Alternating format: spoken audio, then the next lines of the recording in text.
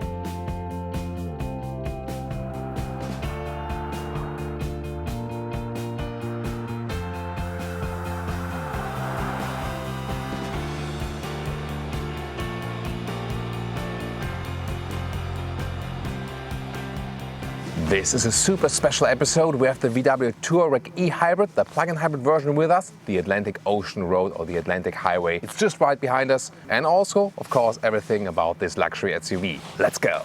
And we're also going to compare the second plug-in hybrid version, the Touareg R, both exterior and also in driving. The Touareg 3 here in this generation, huge front grille, a lot of chrome use here in the standard eHybrid version, and LED lamps are standard optional. We can see it right here, the Matrix LED. The length at 4.88 meters or 192 inches, and wheels come from 18 to 22 inch with the Touareg R actually. We also have a video of the Touareg R, which is kind of similar. But in which way? Soon more to that. Here we have 19-inch wheels for you today. It's kind of a good compromise.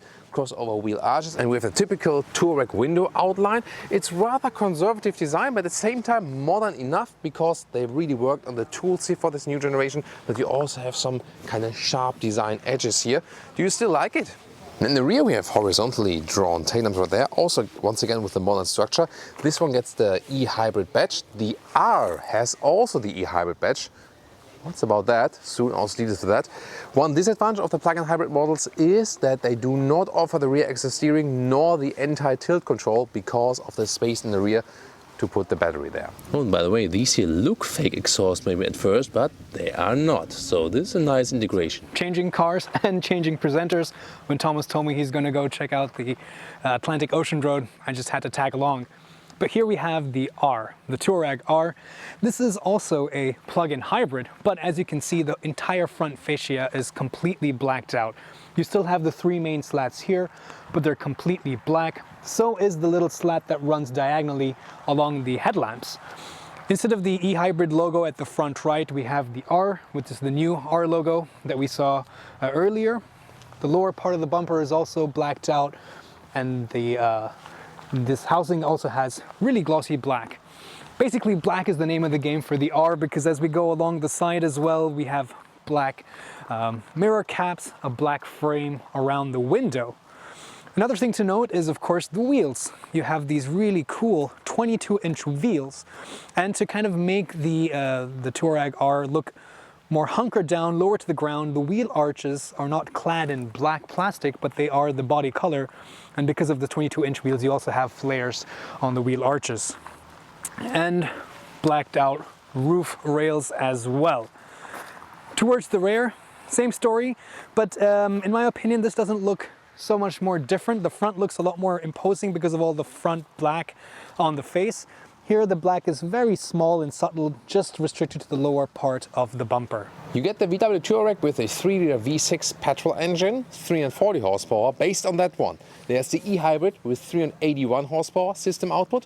The electric motor is kind of integrated in this 8-speed automatic converter gearbox, so it does not affect the all-wheel drive system. 40% in front, 60% in the rear is the base setup here. 6.3 seconds is the acceleration figure 14 kilowatt hours. The battery kind of small for that size. Here in the Touareg R, while it is fundamentally the same powertrain, it's in a different state of tune. So this makes 462 horsepower. That's about 80 horsepower more.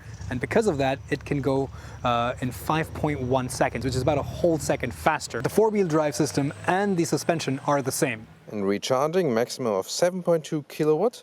So 2.5 hours of 0 to 100 if you can reach that charging power at home or something, or at a public station. Car key, pretty light, and yeah, high gloss black that might catch scratches and stuff. Door closing sound, really solid, love that. At the same time, we have also the option here for a soft close. The interior is quite luxurious, and we have a nice wooden insert right here, matte wood, and also here towards the center cockpit. This is what I really love about this more, luxurious traditional design. With the R, on the other hand, we have a perforated steering wheel, and we also have this more, aluminum look tech design, a sporty appearance. But here, I think the wood fits a little bit better to the Touareg, doesn't it? Ergonomics of the seat is really fantastic. You sit upright, have king of the road driving experience, and is definitely seating wise one of the most comfortable SUVs. And with 1.86, 6 with 1, here like this to the side, still enough headroom. This one here, of course, the one with panoramic roof, giving us the best panoramic shots for this Atlantic Ocean road. The eHybrid always comes with the InnoVision cockpit, means 12-inch digital instrument left, 15-inch infotainment system on the right, and yeah, I mean, that's a quite impressive appearance, definitely, and also once again lovely integrated, and also here with the ambient lighting, that's a very nice integration. At the steering wheel, capacitive buttons, they look cool. Yeah, but definitely harder to control while driving. Digital instruments with map all over the place, or you can also change it like this and also change the inside contents. Head-up display, not too big, but still helpful. Come closer to the screen. Here we go. That's actually very interesting. It's not the easiest software. You have here the temperature control right there. It always stays in that place, and also here, for example, for the seat heating and so on. But meanwhile, we've seen even more complicated systems, definitely. And here, this is our Atlantic Ocean road in Norway. This is like, I mean, look at that. It literally goes through the ocean. What a beautiful piece. You've always seen some of the picture, and you can see here, this is like really literally on the coast of Norway. If I put it on north up, this is where we are. Here, that's Norway. There we go. Then you know actually where we are. So you see, it can be a little bit more responsive, the whole system, definitely. This is like always a main menu button there, and you see it takes sometimes a little bit of time. And the Apple CarPlay integration, let's take a look at there it is. Yeah, there it is. That looks a little bit weird, doesn't it? However, it has actually a decent sound system. There we go. Woo! The in-audio sound system. That gives us a bass boost. Driving mode selector here, for example, for sporty mode or also for off-road modes. Again, we also have a separate off-road video of the Touareg. And then it might also play a role that here you can also change the height of the air suspension. And it's also one of the vehicles that is most comfortable in the rear, because you also sit upright, have a lot of legroom, even tall people, and also a lot of variation here possible with a movable bench, for example. Trunk, it's actually still quite practical. See here, good dimensions. The plug-in hybrid versions are, see here, a little bit higher, so you lose a little bit in height and you cannot lift anything. That's the only downside. Other than that, very well usable, and you can also fold the seats from here as a manual switch like this, and then we can load all the way through. However, you have to push it down first like this and then to really fix it.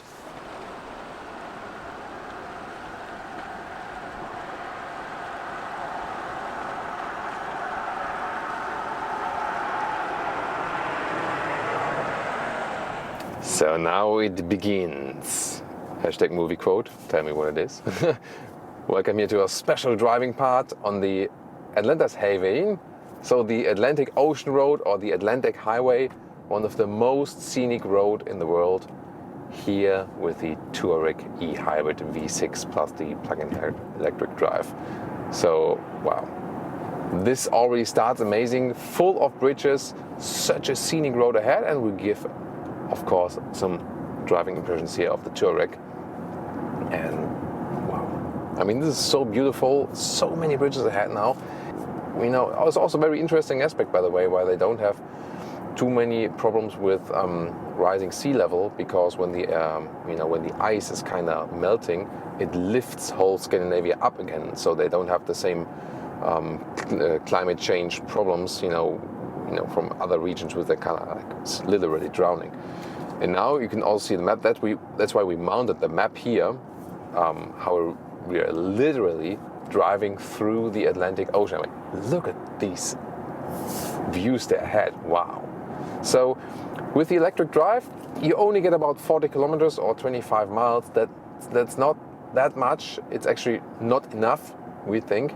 So the battery should probably be larger for that. It's for daily commuting or something, for short ways. That's okay. Other than that, not really that well usable. However, inside the city, you can then be locally emission-free. That's the big advantage of that. Otherwise, you could also still live with a pure petrol engine. You still have the nice 3-liter V6 under the hood, and you also have this, like more sonorous sound and stuff. That's actually pretty cool. And of course, you have combined both drivetrains to have a better acceleration than in that case. Wow, first bridge. That is so amazing. I always wanted to drive this road here. We can drop a little bit in speed and then show the combined acceleration a little bit more, and also listen to the sound. So I can also go to the sports mode. That's just the way just the shifting is applied. The other possibility would be to pick the driving modes here and go to sports mode. Then you also get the S shifting mode, but everything else, also the air suspension is set a little bit stiffer, and here we can go like 40 kilometers to 80. Let's see how that one turns out. Well, that's it. That was already 85, and yeah, we have to be really controlled now, because all our viewers from Norway know traffic control is really strict here, and you either pay a couple of €1,000 or go directly 3 days to jail when you exceed it. So we better don't try that. I just say AJ was driving then. Yeah, it's always good to have a passenger on board. Yeah.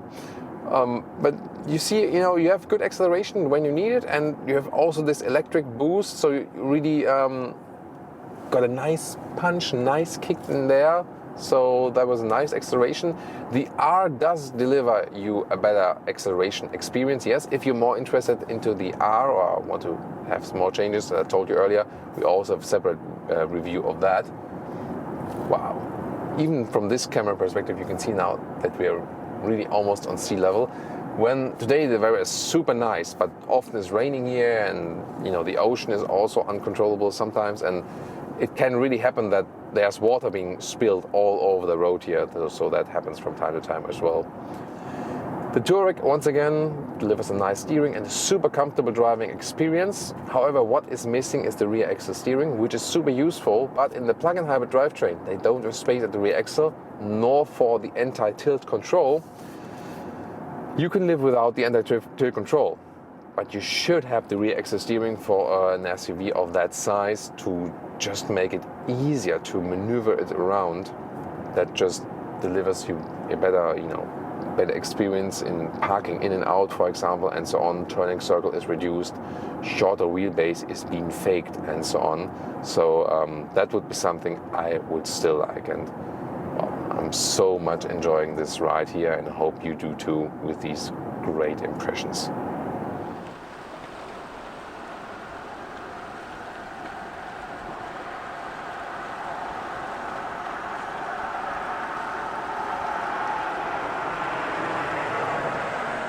So now we are in the R, the Touareg R, with 462 horsepower, 5.1 seconds for 0 to 100 kilometers an hour or 0 to 62 miles an hour. By the way, in pure electric, you can go up to 140 kilometers per hour. That's about 90. I'm interested in what it can do in the sport mode, and more importantly, how it compares to the standard Touareg hybrid. So first of all, the engine sound isn't that great, either in the R or in the standard. While it's acceptable and understandable in the standard plug-in hybrid, I was kind of hopeful that the engine sound would be much nicer here in the R. What I kind of envision this Touareg as, to me it seems like a father's car. It's a bit too dignified to make all those farty sounds, even if it's an R. It's big, but it's humble. It's powerful, but it's silent. And it's just so comfortable. The seats are so luxurious and wide and soft and supple. I just feel myself sinking further and further, and I can't tell where I stop and the seat begins after a point of time. Look at that, it looks even better on the way back, right? It looks even better, and now the sun is going down. These clouds are just gorgeous. There's a tinge of orange and purple. It really feels like I'm driving straight to heaven. Stairway to heaven, hashtag. Stairway to heaven, am I right? I just love how this bridge climbs and then bends midair and dips back down. I think that's what makes this really special. And yeah, even though this might not be a sporty SUV, it's a gorgeous car to drive on this gorgeous road because it's letting me enjoy this incredible biblical scenery. It is truly breathtaking. Yeah, I did drive this when it was launched in some small towns in Austria, and there I really found the rear axle steering that the diesel version that I was driving back then had made a huge difference. And I'm sure for the R it would have helped make the SUV feel a little bit more agile if it did have that. But of course, like Thomas was saying earlier, because of all the gubbins for the plug-in hybrid drivetrain and the battery, there's no more space for any of that stuff. So ultimately, who is the Touareg R for? It's for the person who doesn't mind spending extra money to get a little bit of extra power, and basically for the way the R looks.